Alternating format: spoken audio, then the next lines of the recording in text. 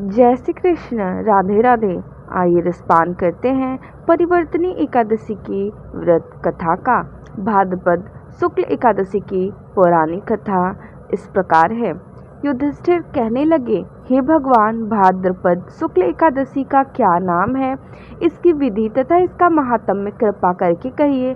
तब भगवान श्री कृष्ण कहने लगे कि इस पुण्य, स्वर्ग और मोक्ष को देने वाली तथा सब पाप को नाश करने वाली उत्तम वामन एकादशी का महात्म्य मैं तुमसे कहता हूँ। तुम ध्यान पूर्वक सुनो। यह पद्मा परिवर्तनी एकादशी जयंती एकादशी भी कहलाती है। इसका यज्ञ करने से वाजपेय यज्ञ का फल मिलता है। पापियों के पाप नाश करने के लिए इससे बढ़कर कोई उपाय नहीं। जो मनुष्य इस एकादशी के दिन मेरी पूजा करता है उसके तीनों लोक पूज्य होते हैं। अतः मोक्ष की इच्छा करने वाले मनुष्य इस व्रत को अवश्य करे। जो कमल नयन भगवान का कमल से पूजन करते हैं वे अवश्य भगवान के समीप जाते हैं। जिसने भाद्रपद शुक्ल एकादशी को व्रत और पूजन किया उसने ब्रह्मा विष्णु सहित तीनों लोकों का पूजन किया।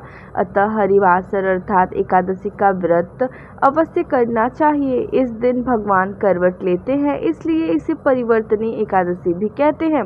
भगवान के वचन सुनकर युधिष्ठिर बोले कि भगवान, मुझे अति संदेह हो रहा है कि आप किस प्रकार सोते और करवट लेते हैं तथा किस तरह राजा बलि को बांधा और वामन रूप रखकर क्या क्या लीलाएं की। चातुर्मास के व्रत की क्या विधि है तथा आपके शयन करने का पर मनुष्य का क्या कर्तव्य है, सो आप मुझसे विस्तार से बताइए।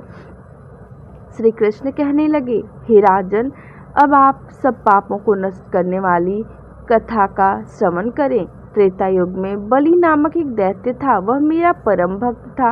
विविध प्रकार के वेद सूक्तों से मेरा पूजन किया करता था और नित्य ही ब्राह्मणों का पूजन तथा यज्ञ के आयोजन करता था। लेकिन इंद्र से द्वेष के कारण उसने इंद्रलोक तथा सभी देवताओं को जीत लिया। इस कारण सभी देवता एकत्र होकर सोच विचार कर भगवान के पास गए। बृहस्पति सहित इंद्रादिक देवता प्रभु के निकट जाकर और नतमस्तक होकर वेद मंत्रों द्वारा भगवान का पूजन और स्तुति करने लगे। अतः मैंने वामन रूप धारण करके 5वां अवतार लिया और फिर अत्यंत तेजस्वी रूप से राजा बलि को जीत लिया। इतनी वार्ता सुनकर राजा युधिष्ठिर बोले कि हे जनार्दन, आपने वामन रूप धारण करके उस महाबली दैत्य को किस प्रकार जीता? श्री कृष्ण कहने लगे, मैंने बलि से 3 पग भूमि की याचना करते हुए कहा, ये मुझको 3 लोक के समान है और हे राजन, यह तुमको अवश्य ही देनी होगी। राजा बलि ने इसे तुच्छ याचना समझकर 3 पग भूमि का संकल्प मुझको दे दिया और मैंने अपने त्रिविक्रम रूप को बढ़ाकर यहाँ तक कि भूलोक में पद, भूर्वलोक में जंघा, स्वर्गलोक में कमर, महलोक में पेट, जनलोक में हृदय, यमलोक में कंठ की स्थापना कर सत्य लोक में मुख, उसके ऊपर मस्तक स्थापित किया। सूर्य, चंद्रमा आदि सब ग्रह गण, योग, नक्षत्र, इंद्रादिक देवता और शेष आदि सब नागगणों ने विविध प्रकार से वेद सूक्तों से प्रार्थना की। तब मैंने राजा बलि का हाथ पकड़कर कहा, हे राजन, एक पद से पृथ्वी, दूसरे से स्वर्ग लोक पूर्ण हो गए। अब तीसरा पग कहाँ रखूं? तब बलि ने अपना सिर झुका लिया और मैंने अपना पैर उसके मस्तक पर रख दिया, जिससे मेरा वह भक्त पाताल को चला गया। फिर उसकी विनती और नम्रता को देखकर मैंने कहा कि हे बलि, मैं सदैव तुम्हारे निकट ही रहूंगा।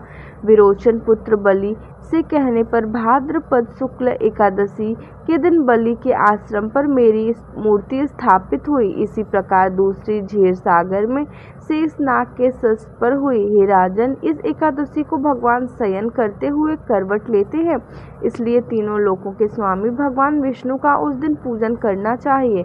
इस दिन तांबा, चांदी, चावल और दही का दान करना उचित है। रात्रि को जागरण अवश्य करना चाहिए। जो विधि पूर्वक इस एकादशी का व्रत करते हैं वे सब पापों से मुक्त होकर स्वर्ग में जाकर चंद्रमा के समान प्रकाशित होते हैं और यश पाते हैं। जो पाप नाशक इस कथा को पढ़ते या सुनते हैं उनके 1000 अश्वमेध यज्ञ का फल प्राप्त होता है। जय श्री कृष्ण।